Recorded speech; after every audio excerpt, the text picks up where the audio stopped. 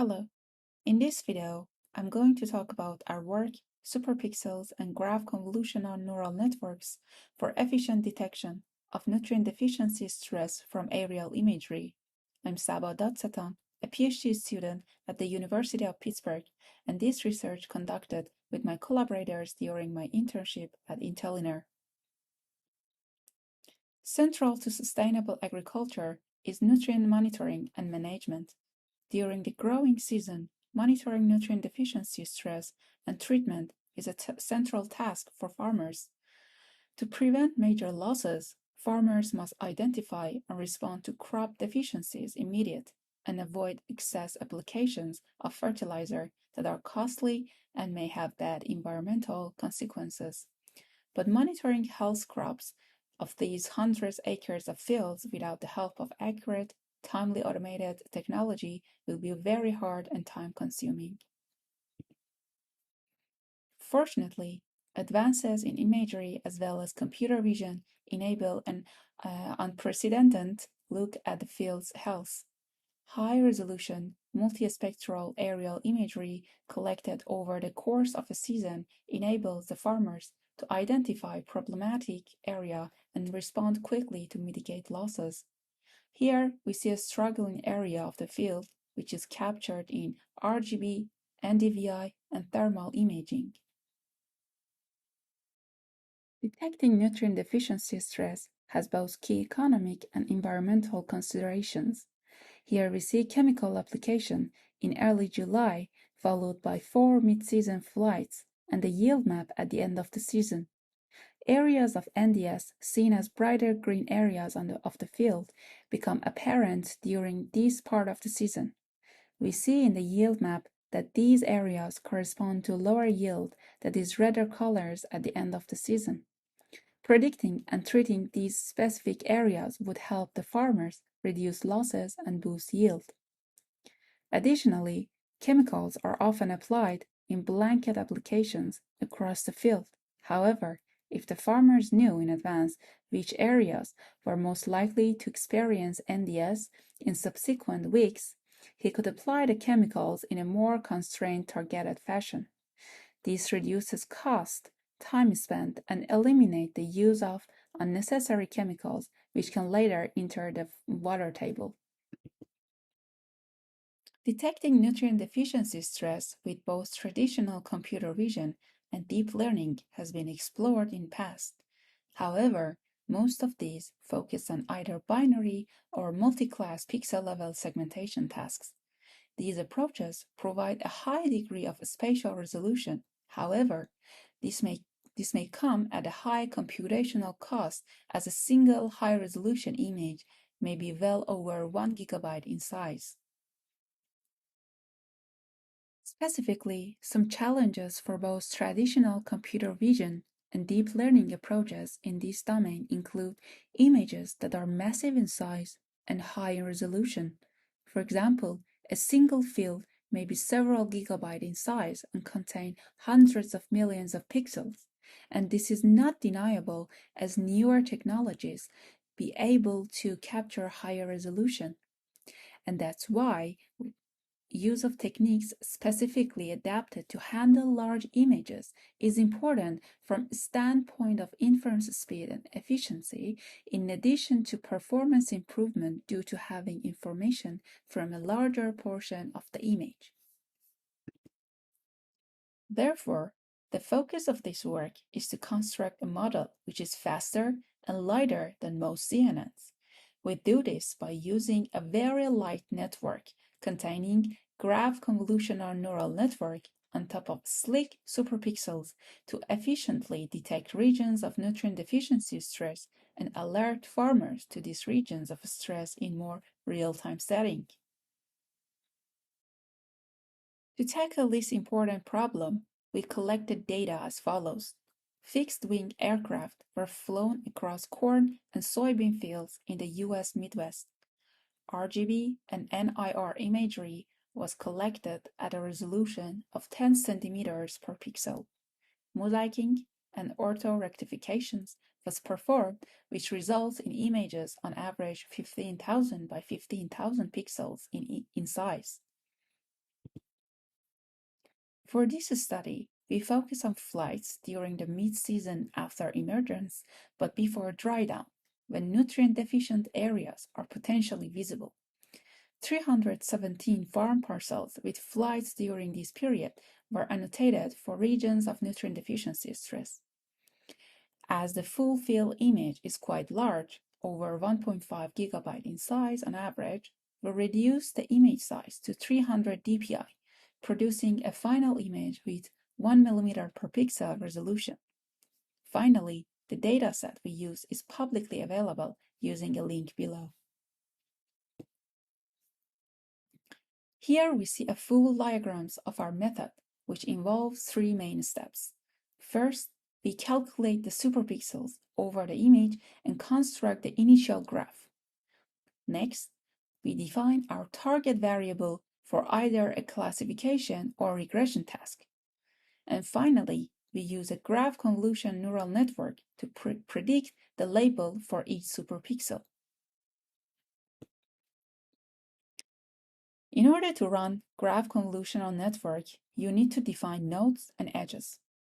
Superpixels are a common primitive in computer vision tasks because of their ability to produce a semantically meaningful, and they can show a compact representation of images. The simple linear iterative clustering, or SLIC algorithm, has become famous due to its speed and simplicity. SLIC adapts k-means clustering to group pixels based on their similarity in color and proximity in the image. We use a SLIC algorithm to generate 400 segmented regions over the image. Because this algorithm uses k-means clustering in some instances, we need to add some neutral nodes which are only responsible to make the number of regions consistent at 400 across images. We define the undirected graph G as a set of nodes X and edges E given by the equations here. As these are narrowband images, many of the elements in a given channel are zero, making the distribution strongly non-Gaussian. Therefore, we constructed an adjusted histogram looking at only the non-zero element to construct our node feature vector. From this adjusted histogram, we constructed 9 initial features: the 3-element means, the 3-element standard deviation, and the 3-element fractional activation. This last feature captures the fraction of elements in each of the original channels that are non-zero. Each segmented superpixel region becomes a single node in the subsequent graph seen here in step 1. We then describe this region by the x and y coordinates of the superpixel centroid and the multidimensional RGB color histogram in that region, as seen in step 2.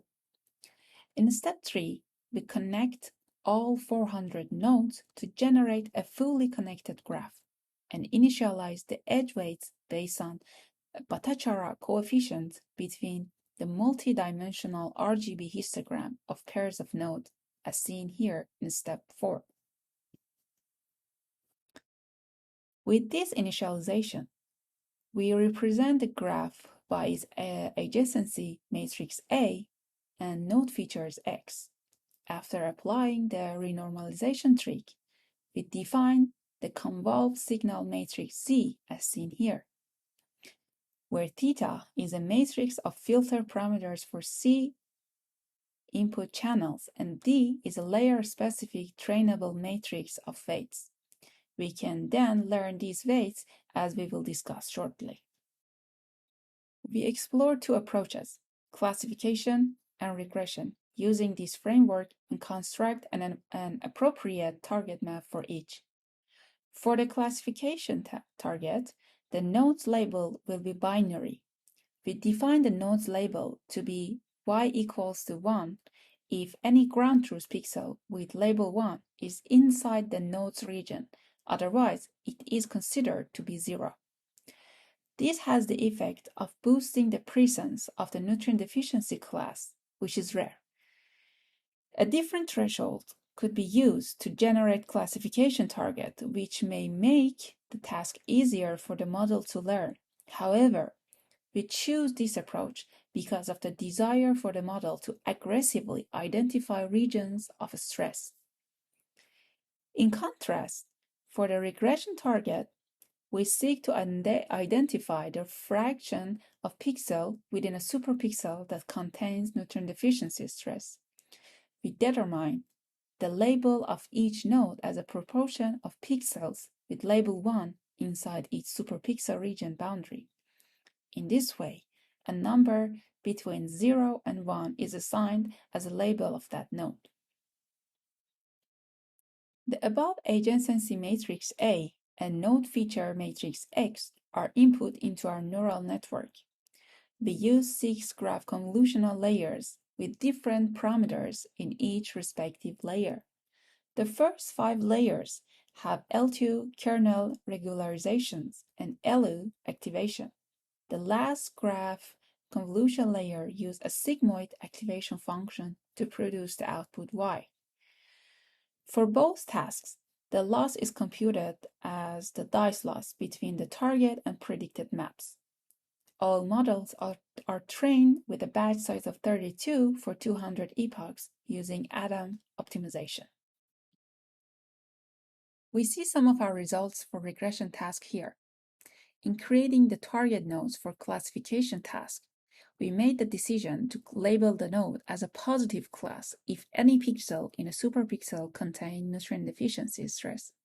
This is unavoidably removing information about the extent of NDS in that region. Therefore, we seek to predict the fraction of the pixels labeled as a nutrient deficient directly through a regression task. The dice loss of the regression model is 0.95, and the regression are shown here. These results demonstrate that regression model did not appropriately learn fractions even though a continuous target was provided. We elect to use dice loss for both tasks for more direct comparison. However, other regression appropriate loss functions like RMSE can be used instead and may improve performance. This will be explored in future work. Results of the classification model are seen here with a dice loss of 0.83. We then threshold the node probabilities at p equals to 0.4 to compare the regional overlap with the target map. At this threshold, the F1 score is 0.43 and the IO score is 0.28. Note that the threshold is adjusted to 0.4 based on the precision recall curve to achieve the highest F1 score. Recall that we set the target value of the node to 1 if any pixel in that superpixel contains NDS. This is an extremely difficult task as the model may be penalized for misclassifying a node even if it has a very minimal amount of NDS. Exploring this thresholding is focus of the future work. We see that the model does a good job identifying key areas of nutrient deficiency stress. The first row shows a clear example of how use of superpixels and the GCN finds the large region near the bottom of the field exhibiting NDS, while a more detailed pattern exists at the pixel level. Those fine-grained details are not necessary to alert farmers to this key problem in the field. Here, we use superpixels and GCN to identify key areas of nutrient deficiency stress from high-resolution RGB aerial imagery. Importantly, our model, with only around 4,000 parameters, is orders of magnitude smaller than other approaches, which may have tens of millions of parameters.